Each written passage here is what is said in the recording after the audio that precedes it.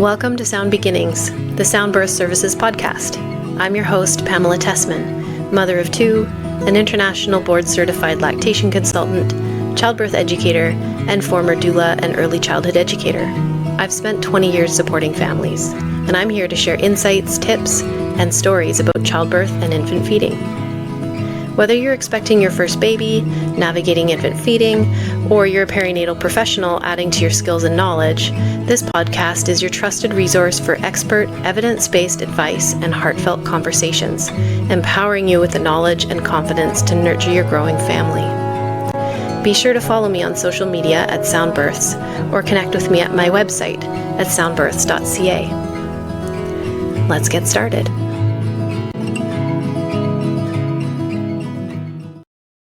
In today's episode, we're talking about something almost every new parent has struggled with, infant sleep. Whether it's sleepless nights, short naps, or trying to figure out the right approach, sleep challenges can really feel overwhelming and isolating. So today I'm chatting with infant sleep expert Cayla Solomon of Sleeping Beauties. She is dedicated to empowering individuals and families to achieve better sleep and well-being through holistic, personalized solutions. By addressing the root causes of sleep disruptions and considering the broader family dynamics, Cayla provides unbiased support and education, ensuring her clients feel confident in choosing sleep strategies that truly meet their unique needs and fit seamlessly into their lives. Welcome, Cayla. I'm so glad you're here today. Thanks for having me. I had met you like 10 years ago. You know what? I say that about myself. Like there wasn't really anybody doing the holistic side of sleep even when I had my first kids. And that's sort of how I fell into it, was realizing that there was this need because everybody talks only about sleep training. It's true. Yeah. And you must cringe when you hear the word sleep training too. It's like a bit of like a PTSD kind of reaction because I did sleep train my first. Yeah. So it's I understand where parents are coming from. I get why they feel that that's the only option. But if I do my job correctly, parents will learn that they need to trust their instincts more and not necessarily feel like that's the only option that's available to them. Right. And so your journey to becoming a holistic sleep specialist was kind of birthed from your own experiences? Very much so. Yeah. So my oldest is 10. And when she was about, I would say around the 6-month mark, we were kind of told good parents sleep train and bad or lazy parents do nothing, because this is an important skill that you have to teach your children. And we knew that being responsive parents was really important to us, even though that was a term that nobody really talked about 10 years ago. Like social media obviously wasn't what it is today. And so there wasn't access really beyond your physical circle of people that are around you to find other strategies. And so we went down the road of sleep training with her. We found somebody who initially said they were going to be, gentle and responsive, but it was very quickly turning into just full on sleep training. And it got to a point where we were either lying to the sleep consultant who we were paying about what we were doing or going against our instincts as parents. And so eventually we parted ways. And I think I was about maybe 4 months pregnant with my second, sleeping on my oldest's floor because I was told that if I bed shared with her, it was this awful thing that I was going to do. And so the solution was just like, be close because I knew I should, but not close enough that I was like inhibiting her ability to quote unquote self-soothe. And that's when I found my way into this more holistic, responsive world of sleep. And I've kind of never looked back since then. That's amazing. Very cool. Yeah. And you've got quite a background in psychology, is that right? Or I do, yeah. Yeah, that's great. And that, I'm sure, just broadens what you can offer to families. For sure. I think that there's a lack of understanding that so much about what we're talking about sleep is actually really about parenting. And parenting stems from understanding like what is developmentally appropriate for a child. And so you really need to draw on what we understand about developmental psychology and attachment theory to build solutions at night that meet the same parenting goals you have during the day. And I think there's a bit of a disconnect for a lot of people where they're very responsive to their kids during the day. They would never think of leaving them alone to cry during the day.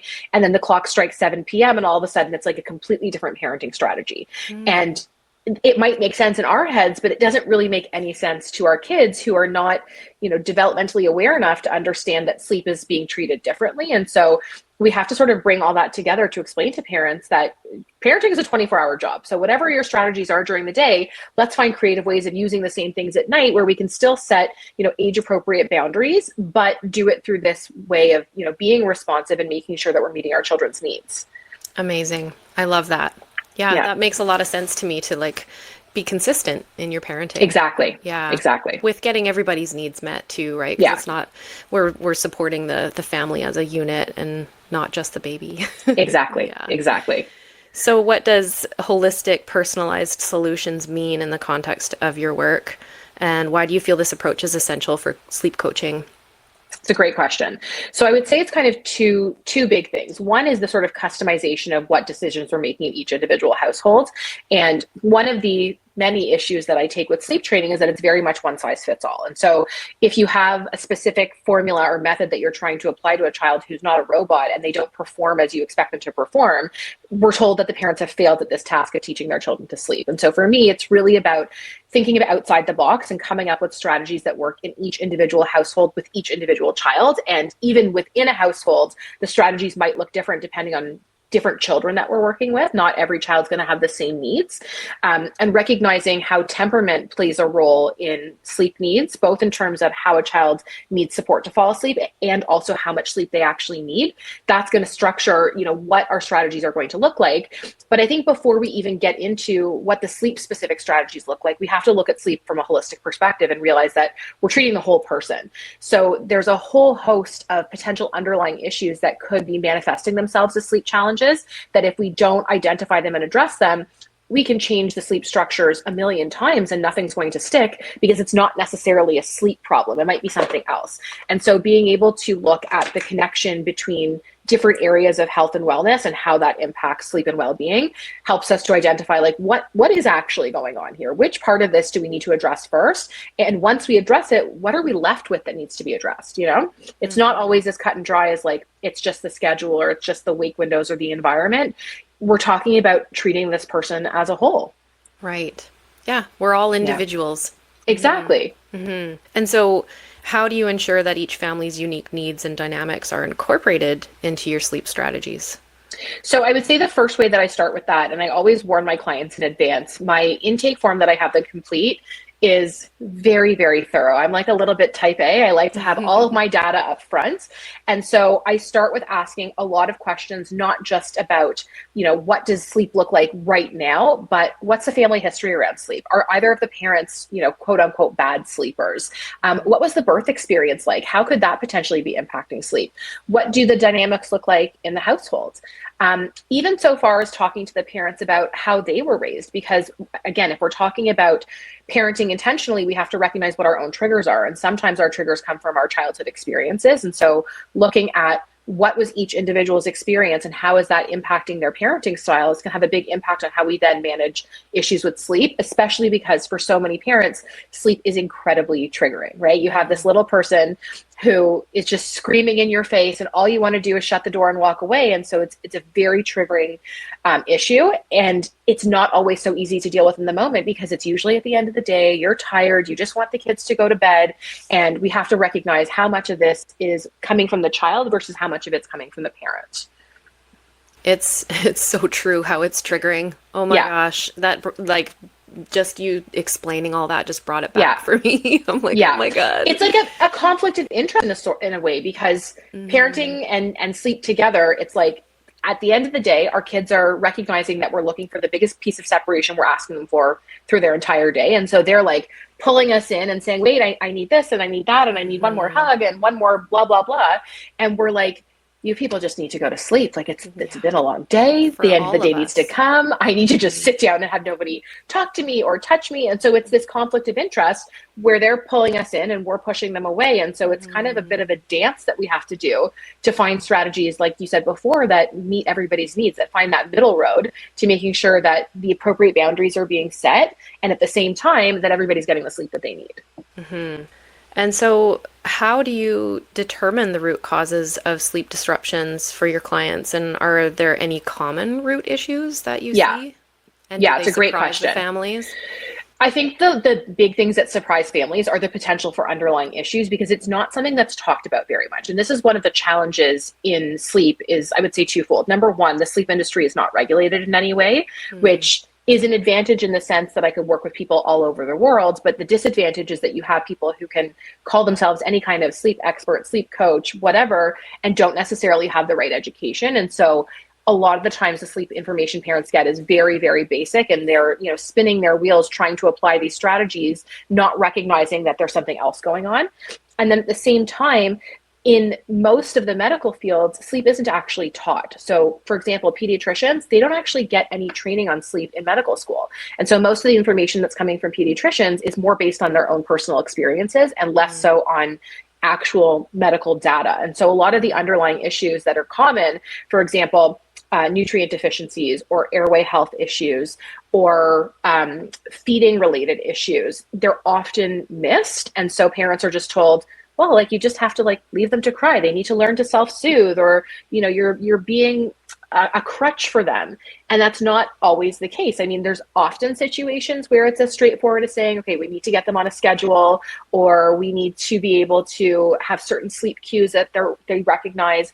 But in many cases, and I would say for most of the parents who find that sleep training either isn't for them or didn't work for them, it's because there's more to the story. And so I see a lot of cases where there are, more layers to what we're talking about, just because if it was as simple as just leaving them alone and walking away, people wouldn't be calling me. So I tend to see the more complicated cases, and that's where we get into those sort of underlying issues and overlap with other allied health practices.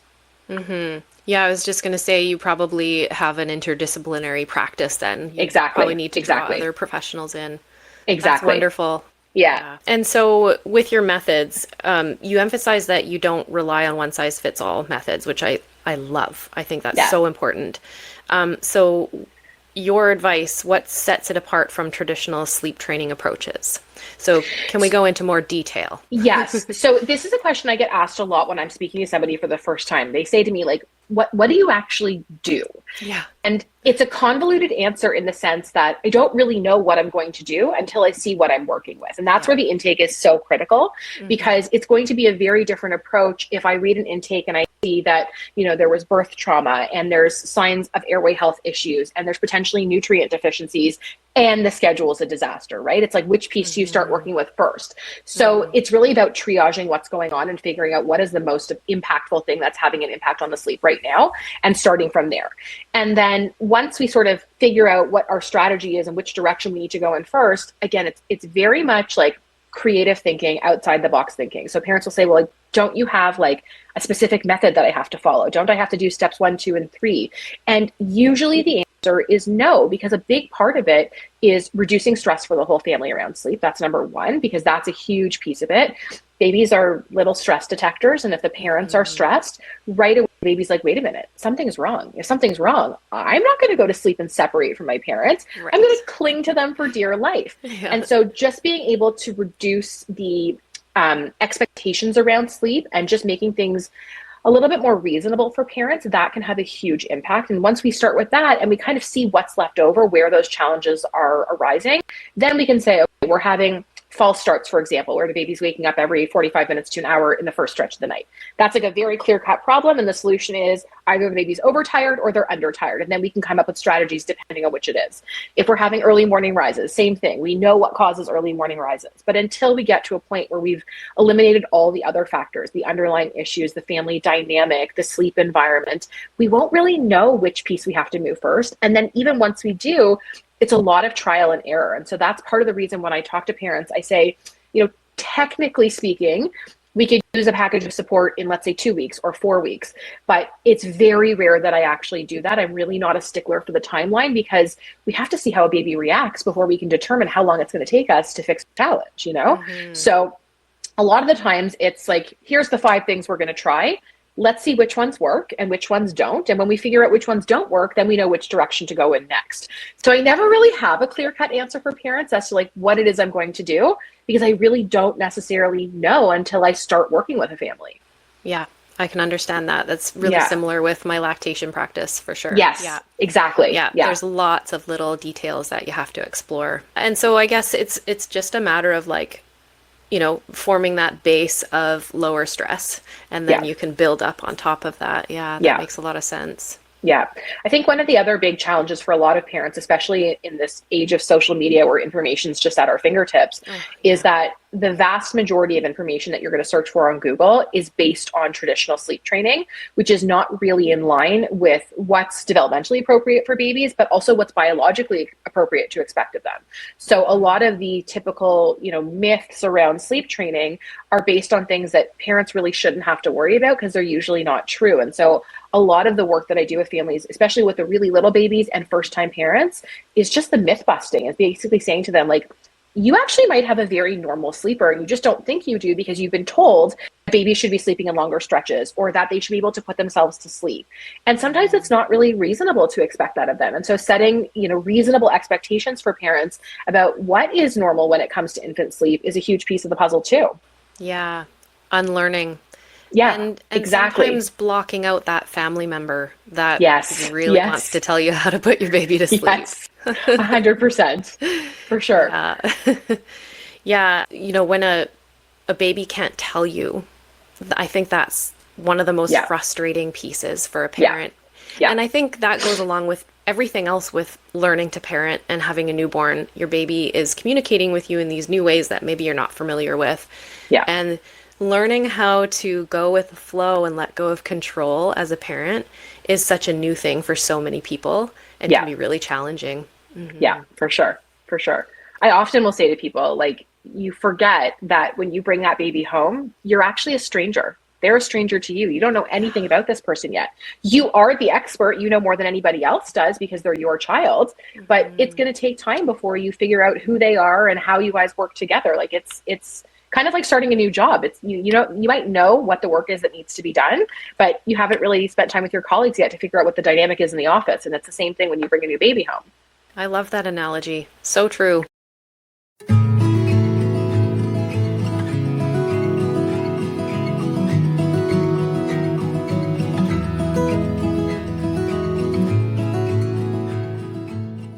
So, how do you integrate other areas of life or paramedical factors into your assessments? And can you tell us how this has impacted a family's sleep journey?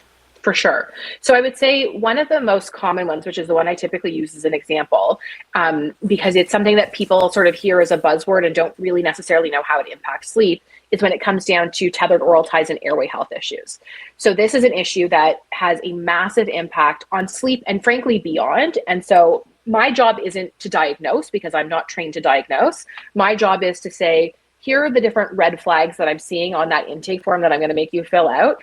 This is how they're connected to sleep. And now that we know that this is potentially something that's going on, here's who I'm going to refer you to. So when we're talking about tethered oral tissues, oftentimes it's only caught if there's a feeding issue. So if baby's falling off their weight curve or, mom's having issues with breastfeeding or even with bottle feeding, then sometimes it's caught early enough. The problem becomes when babies are not falling off their growth curve, but they're having issues like really noisy breathing, or when they're breastfeeding, they have milk spilling out of the corners of their mouth, or they're making a clicking noise because they're not getting a good latch, or they're taking in too much air and they're super gassy and that's what's keeping them up at night. Or because the tongue isn't in the appropriate position, it falls towards the back of the throat and impedes the airways. And that's the reason they're waking at night. So in a lot of instances, that's a huge piece of the puzzle, is figuring out, like, A, is this going on? B, is it at a point where we need to treat it? And C, who do we actually go to first? Because that's a big piece of it too, is do we start with doing a tongue tie release? Do we start with doing body work? Do we do some myofunctional therapy? And so that's where there's a lot of overlap between my practice and people like osteopaths and chiropractors and dentists and OTs and physiotherapists and so on and so forth, because it isn't such a simple thing to say, okay, you're going to go to this one person and they're going to solve your problem, because everybody has their own area of expertise. So I'm kind of like the bird's eye view in a sense, to say, these are the symptoms, these are the different directions you're going to go in, and then sort of help the family navigate how that's impacting their sleep. And then the families have that one person who's kind of walking them through that Exactly. journey, right? And having somebody to connect with. Yeah. Yeah. I see a lot of tethered oral tissues in my practice too, and the sleep piece and the reflux piece. And And when you mentioned, a baby is still thriving, but it gets missed because they're thriving, that's so frustrating for parents because they're like, why was this missed? I've been coming to my care provider with these concerns and I get brushed off like that's normal and your baby's gaining weight. I always say the floor of what we're going for is that baby's gaining weight. Right. But we want to go to the ceiling, which is, good sleep, good eating, like everything is going smoothly. Yeah. And I think that's also where there's a challenge with sort of saying to parents, the advice you're getting from your pediatrician might not be the best advice for your baby, because they're often told, colic is a diagnosis, which it's not. It's really more of a symptom. And it's just a period in time. And if you just kind of like bide your time and get through it, everything's going to be fine. But it's actually your baby like ringing a bell saying, hey, there's something else going on. We need to dig a little bit deeper.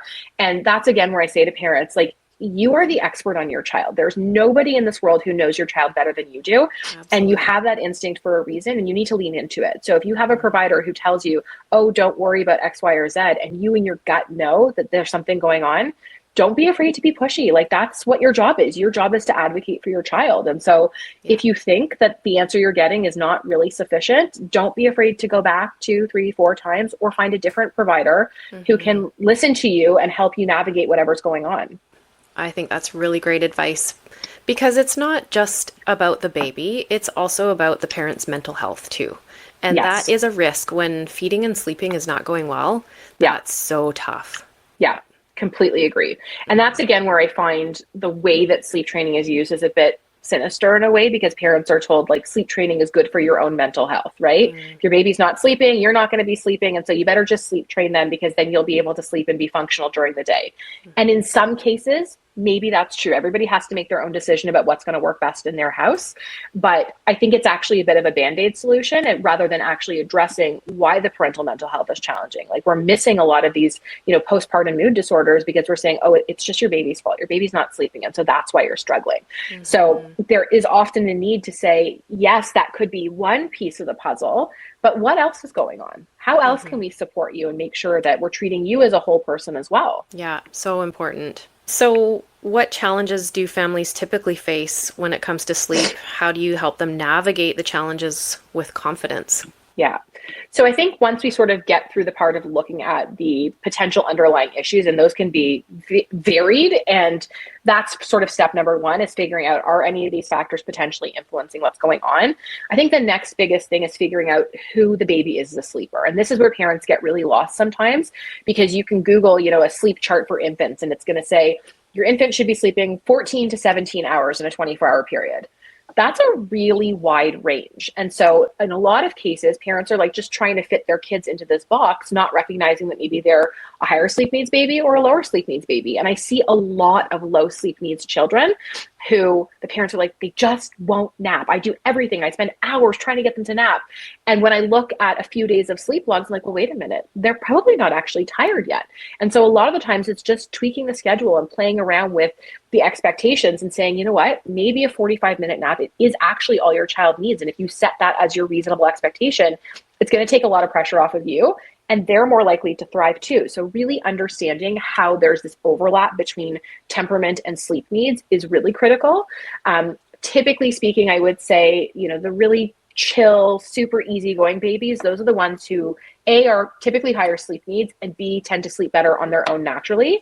And the ones who are a little bit more highly sensitive, they're sort of like, your orchid children, the ones who need very specific love and they need specific things done in a specific way. Those are the ones that tend to be a little bit lower sleep needs and more of your, like FOMO kids. So, you're not going to be able to take them for a nap in the stroller in the mall because there's too many things for them to look at. And recognizing how that temperament plays a role in their sleep needs will have a big impact on just reducing your stress around what your expectations are when it comes to sleep. So I think in a lot of cases, it's just helping parents learn who their children are and then creating plans around what we figure out.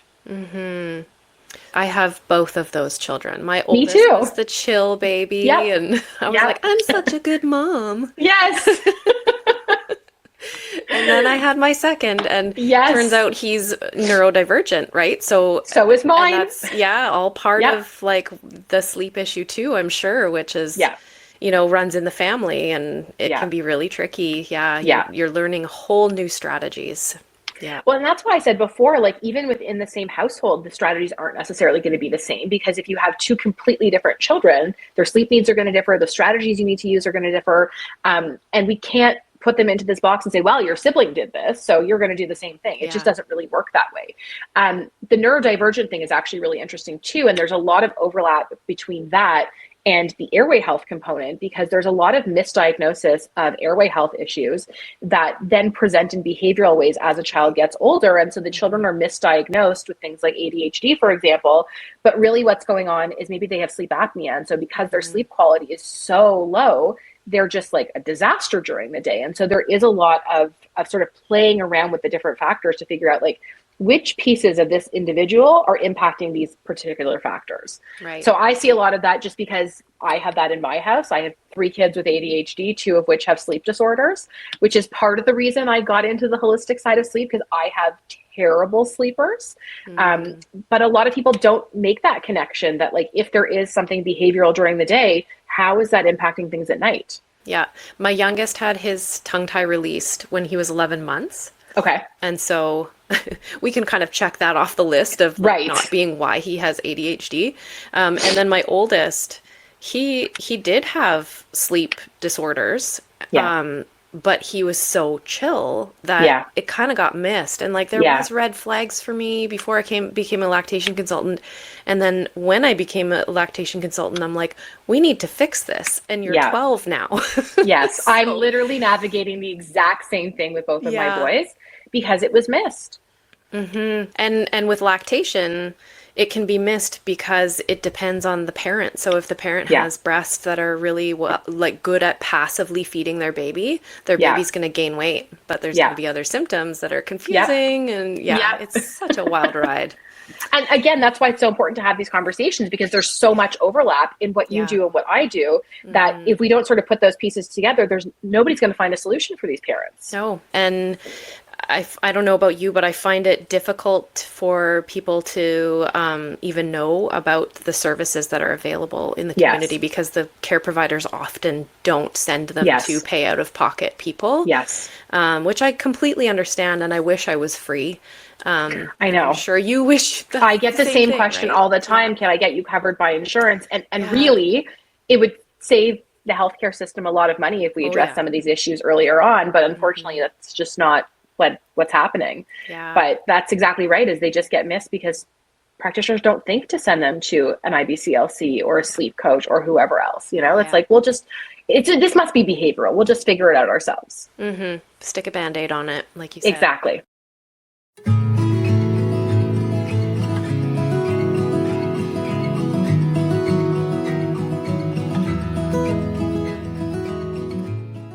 So how do you approach situations where parents have conflicting views or expectations about sleep strategies? So that happens all the time. It's a very common thing, and it's usually the moms who are a little bit more in tune with what their baby's needs are, because they're the ones who typically spend more time with them, and the dads are a little bit better at sort of removing themselves from the emotional component. And so they're usually the ones that say, well, like it's just going to be a few really bad nights of them crying and everything will be fine. So I think the education piece of it is really critical. Like, let's take the argument away from, dad wants this and mom wants that, to be able to say, like, what is reasonable to expect of your child at this particular developmental stage? And does that jive with what you're asking the child to do? So for example, if you have a child who's, super, super high needs, but you want them to literally put themselves to sleep, like, I'll say to the parents, what happens during the day? Will your child sit and play by themselves, or do you need to be right by their side? And they'll say, oh, I need to be right by their side. So I'll say to them, listen, it's the same thing at night. So we have to figure out what is that middle road? How do we make sure that child's needs are being addressed, but at the same time, you feel confident in being able to say, I have the time that I need to myself. And that's usually what it comes down to, is parents feeling just really strapped for time and stressed, and they just want that alone time. And that's where the sleep becomes very challenging. It's often not an issue for nap time, but it comes to bedtime and parents are like, I just can't do this anymore.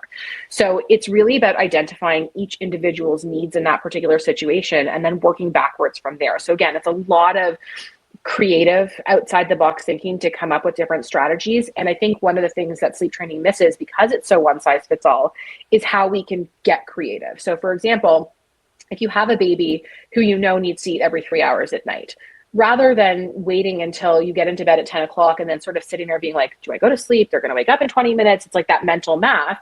I'll say to them, great, let's start putting in a dream feed so that you know that you can feed them right before you go to bed. The first stretch of your own sleep should now be, let's say, 3 hours, and you're going to get a better stretch of sleep for yourself. Mm-hmm. So there are ways to sort of play around with what the child's needs are and still get the parent's needs to be met as well.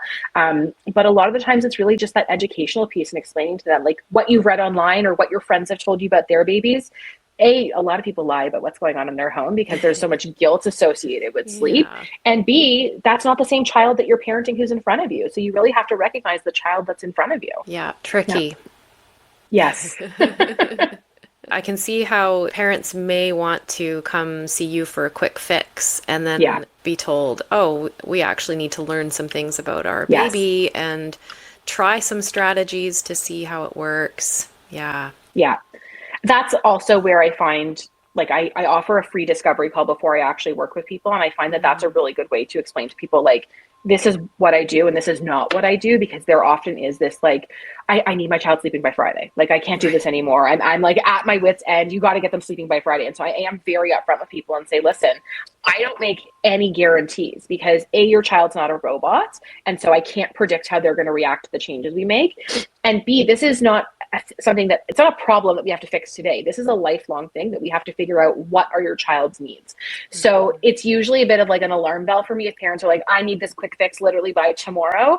I will often say to them, like, maybe this isn't the approach that you're ready for right now. Like, figure out what's going to work best in your family. And I'm more than happy to support you when that time comes. But I don't want to over promise and under deliver. I want you to be, you know, aware of the fact that this isn't something that we're just going to snap our fingers and everything's going to change. Yeah. Super important to set expectations and sort of be able to get parents to wrap their heads around what they're looking at. Yeah. I think also when you sort of compare what I'm doing to the more traditional sleep training, one thing that I find that's really helpful for parents to understand is when you look at the sleep study data from sleep trained babies, the parental reports report that the babies are sleeping better, but the actual actigraphy from the sleep studies show that they're still waking the same number of times.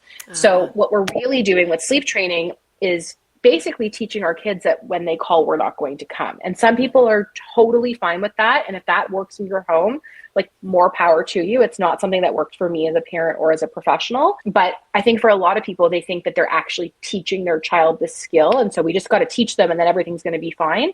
But sleep is a biological function. So like if I said to you right now, you have to fall asleep immediately, you can't do it because it's not within your conscious control. And so it's the same thing for babies and children. And when I present them with that data and say, look, like, you might be sleeping better, but their sleep is exactly the same. And they might be sitting up in their crib in the middle of the night because they can't sleep. Oftentimes parents are like, oh my God, I never really thought about that. Maybe I should look at the whole picture and figure out what's actually going on. And we address that before we try and make this, you know, rash judgment to say, we're just going to let them figure out on their own. Yeah. And so what would you say to families who are hesitant to seek help for sleep issues because they feel it's just a phase?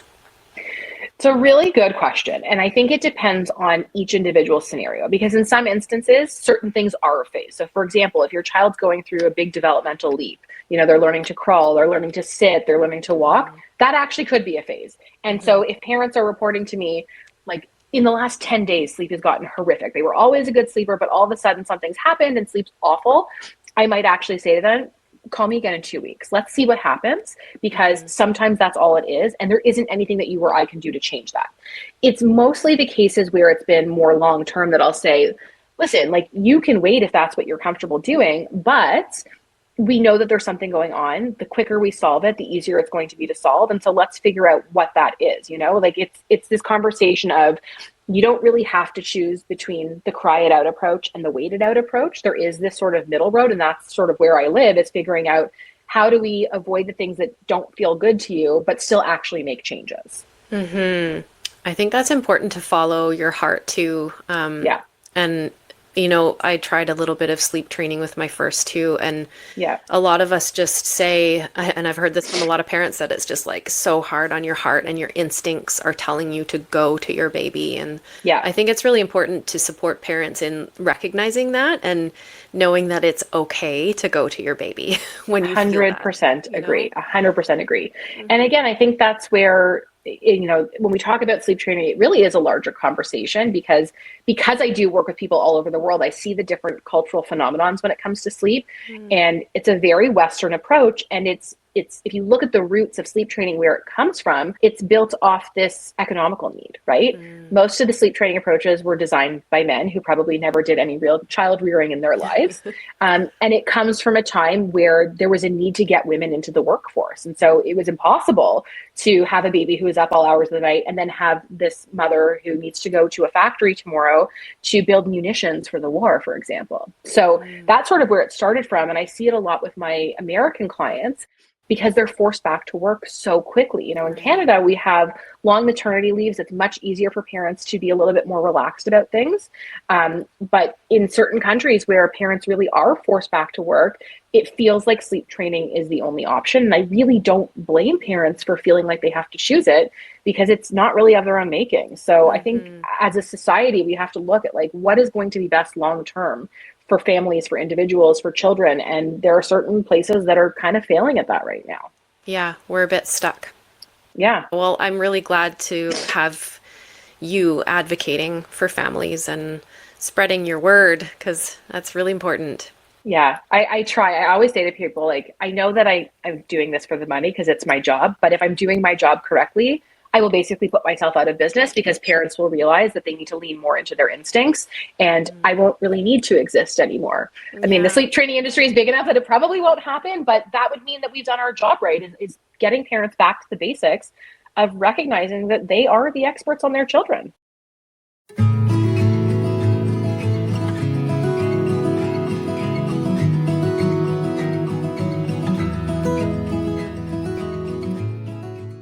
What are some common myths about sleep training that you'd like to debunk?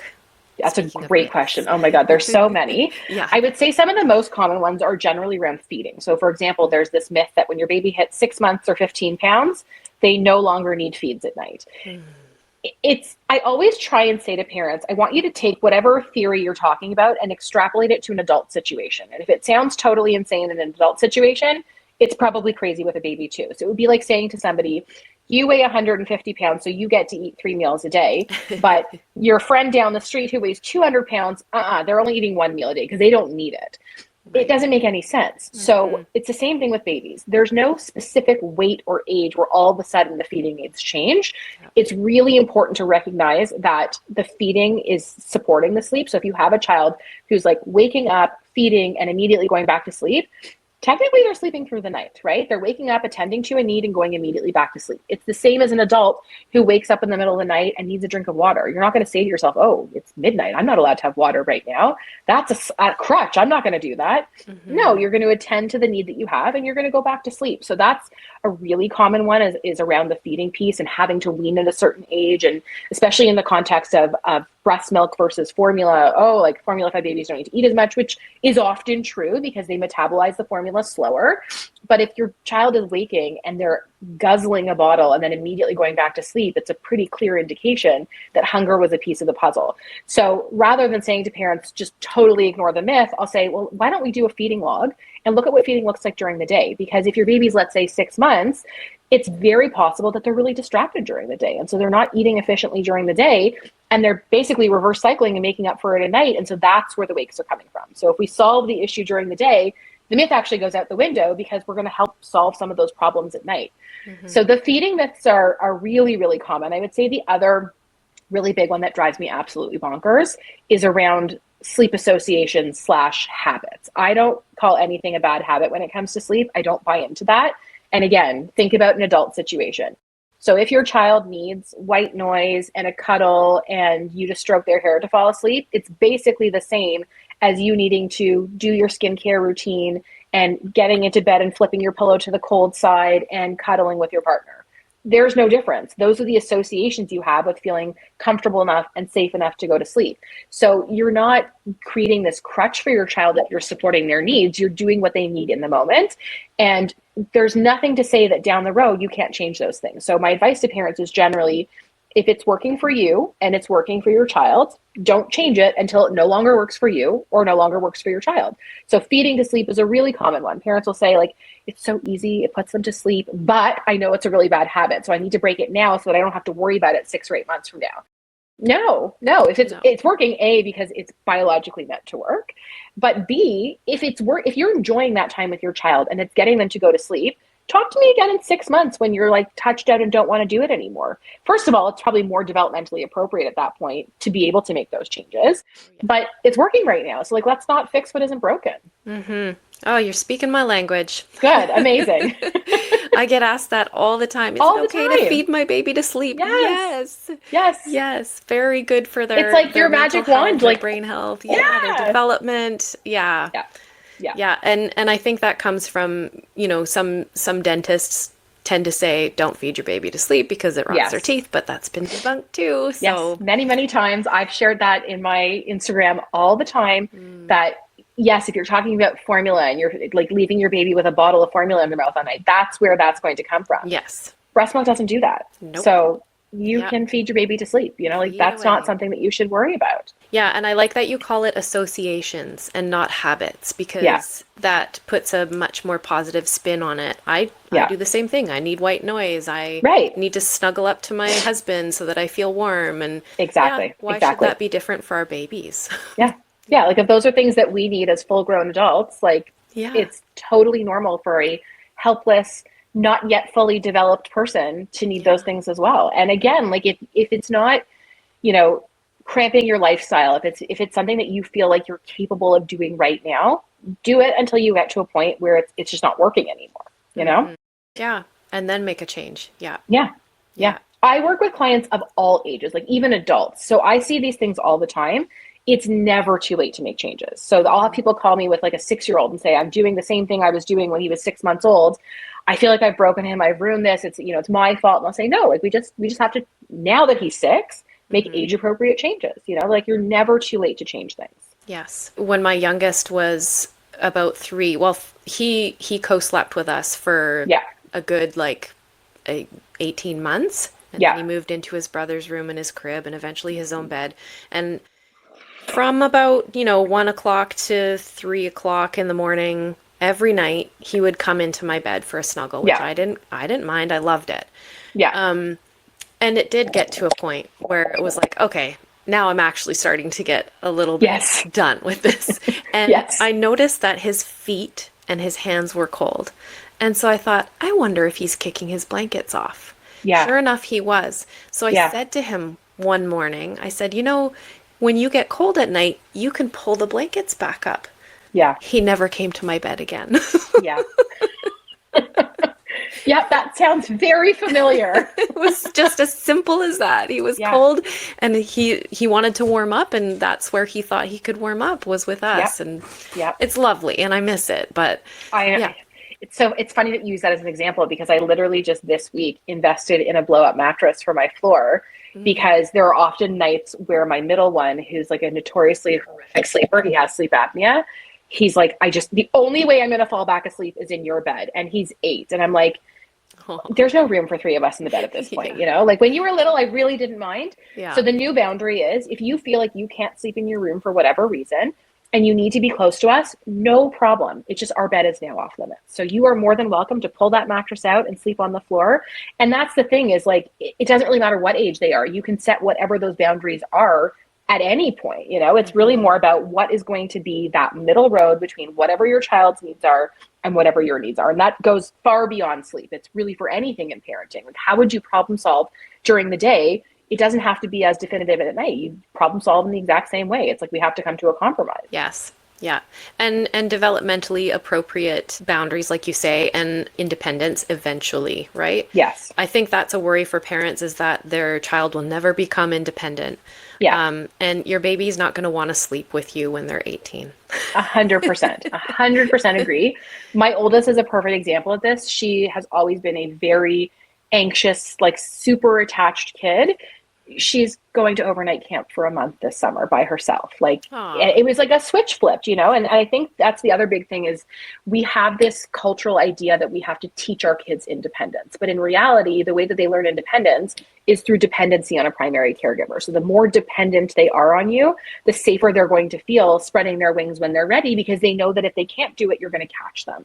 And so you can't push them into that independence. It comes with time. And the most secure children are the ones whose parents supported them, not push them away. Right. Makes a lot of sense.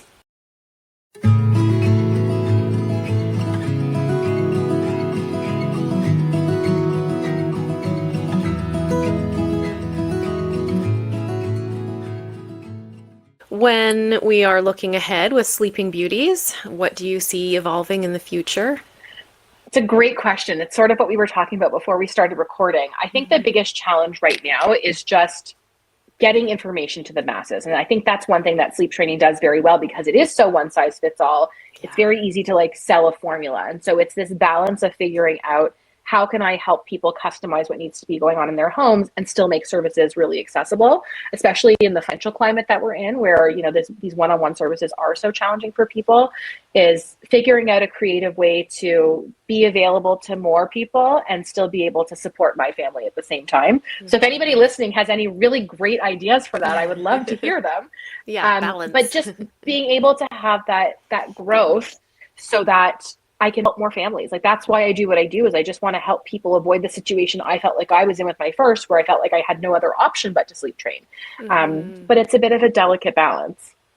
Yeah, and I imagine you felt pretty isolated, because I think that there's a lot of guilt around reaching out for help around those things, because Totally agree. us as parents, we just put so much pressure on ourselves to be perfect for our babies and know all the answers, and we don't. We need a village, we need a community, and reaching out is not a bad thing. You're supporting yourself in doing that. Completely agree. Completely agree. Yeah. And so are there any other services or resources on the horizon for you that you're building? So I actually have a few free resources that if anybody's interested, I have a free guide to normal infant sleep, a free guide to sleep progressions, which sort of goes over everything from birth to 24 months. And then I also have a free toddler bedtime guide. So those are resources that I always offer, because I think it's a great way to sort of like dip your foot into the world of more responsive, holistic sleep. I have in the past done some group coaching, and I would love, love, love to get back into that. And I always say to people, if you know, financially, if it's too hard to afford the one-on-one services, if you can get 3 or 4 or 5 friends together, I am more than happy to do some group coaching for you so that we can get your questions answered, but also do it in a way that's going to be productive. And again, sort of to your point before, is this need to build community, because it's so isolating. So I would love to be able to do that. But for right now, I'm mostly focusing on the one-to-one services. And I actually have a certification in adolescent and adult sleep as well. So I'm basically anybody of any age, I'm more than happy to work with. And I find a lot of the time, I'll work with parents, we'll get their kids sleeping, and they'll call me 6 months later and say, okay, the babies are still doing really well, but I don't sleep. What do I do? And so that's part of the reason I did this other certification on adult sleep, so that I can really support the whole family. Do you find the issues to be similar to their baby? Very, very. There's actually a great case study. I'm working with a family who, so initially I started working with this woman. She has 3 kids. And she referred a new client to me. And when I asked the new client how she knew this other woman, she said, oh, she's my mother. And so I started working with the mother, who is the grandmother of these other children.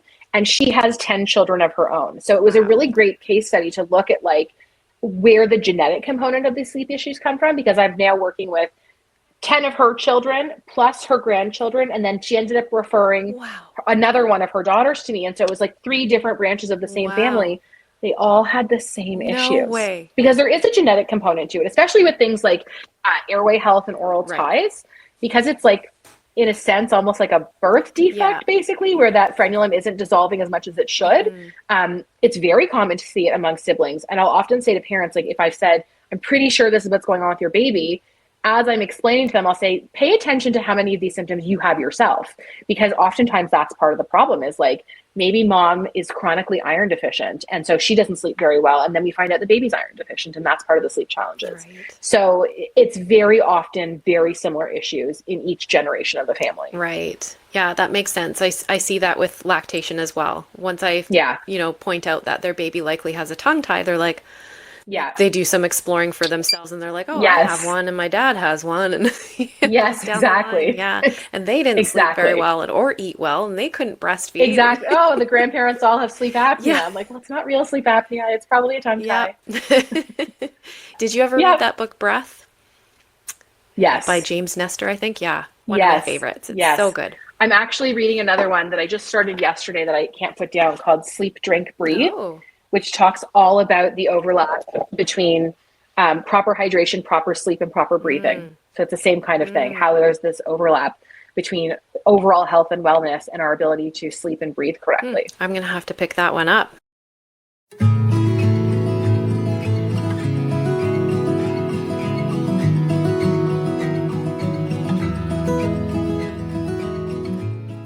What's the one message you'd like listeners to take away from this episode about prioritizing sleep for themselves and their families? So I would say, number one, it's almost like a 3-part answer. Number one is reduce your expectations, because we're putting so much stress on ourselves that we have to do things a certain way that we're literally losing sleep over our kids' sleep problems. So the more you can just reduce that stress, the easier it is for your baby to drift off to sleep. So I very often say to parents, pop in your AirPods while you're putting your baby to sleep, because if your body feels really tense because you're stressed, your baby's going to feel that. And if you can just like listen to some music or a podcast, even if you're mentally not present, your body's going to relax enough that your child's going to fall asleep easier.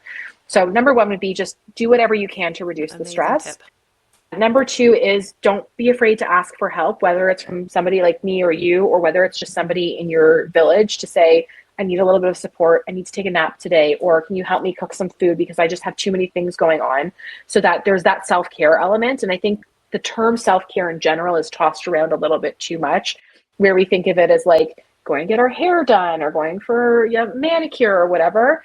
I say to clients all the time, like, lock yourself in a closet for 20 minutes with your phone so that nobody can talk to you and nobody can touch you. And if you just need to like scroll TikTok just to like decompress, that is your self-care for today. So find, even if it's 5 or 10 minutes, and this is where in the bedtime routine, it's really helpful to get the secondary parent involved. Like have dad do bath time, for example, so that you have 10 minutes where you don't have to do anything. And just make sure you're like refilling your cup, even if it's just a little bit, because if you're scraping the bottom of the barrel, you're not going to be able to support your child's needs. And then I think the most important thing, which I think I've probably said 12 times already today, is trust your instincts. You know, you are the expert on your child. You know what's going to be best for them. If it doesn't feel right to you, it is not going to feel right to them. And the only person's opinion that matters in the middle of the night is the one who's actually getting up with the children in the middle of the night. So if you have, your mother-in-law in your ear or your friend down the street, like you can just nod and smile and then do whatever works for you, because their opinion really doesn't matter because they're not there at 3 a.m. Yes. Great tips. Do you want to share how people can get in touch with you? For sure. So I share a ton of free content on social media. The handle is the same for TikTok and Instagram. It's @official Sleeping Beauties. I offer a free discovery call if anybody is thinking about sleep help but is not necessarily ready to commit and has some questions. You can always book that on my website, which is sleepingbeauties.ca. And like I said, I have all these free resources, so please feel free to download them. I'm pretty good at responding to DMs too. So if you have a quick question about either a specific situation or what it's like to work with me, by all means, please DM me and I'll be happy to chat about how I can better support you. Awesome. Thank you so much, Cayla. I wish you Thanks for having me. I would love to. You know what? I don't need to, because I do work virtually, right? I work with anybody all over the world. That's actually another interesting thing that I see a lot is parents say, I want somebody to come into my house to help my child sleep. And my answer is, no, you don't, because then it's a stranger sitting in your child's bedroom. And what is that going to feel like to your child if a stranger is trying to get right? So my job is to coach you as an individual and help you figure out what's going to work best in your family. But again, you're the expert on your baby. You need to do what feels right to you, and you need to support your child. All in caps. You're the expert. Exactly.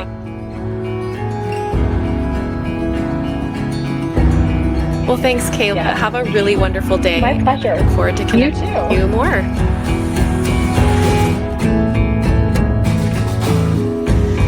it for today's episode of Sound Beginnings.